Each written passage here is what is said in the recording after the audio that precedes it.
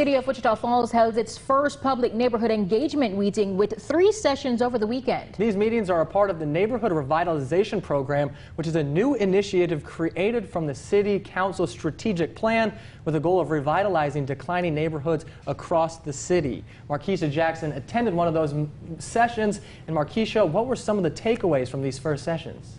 Zach, there was discussion around what to do with the future of the old high property and ways to restore buildings and homes across Wichita Falls, but organizers and the community both say there's still a long way to go.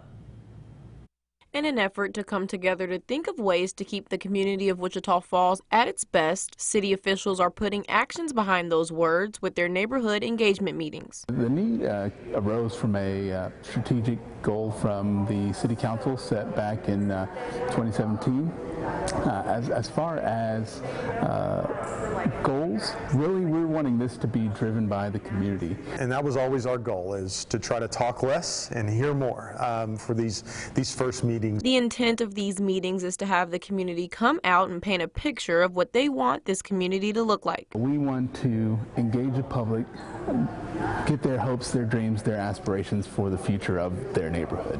There was much conversation on the idea of what to do with the old high property. Some suggested the city turn it into a park, and others in attendance say maybe high-rise apartment buildings. One thing everyone agreed on was the need to restore many of these older buildings and homes in the city. I always hope for reinvestment in all the properties in Wichita Falls, and particularly in this area, given that some of these homes they have an age to them. They've been around some of the first homes in Wichita Falls, and so to see them get a new life and to be renovated and come back and just continue to hold that kind of historical legacy they do in the community would be great. Fabian Medine, the senior planner for the city of Wichita Falls, says if action isn't taken soon, much in Wichita Falls won't change. The sad thing is it hasn't changed.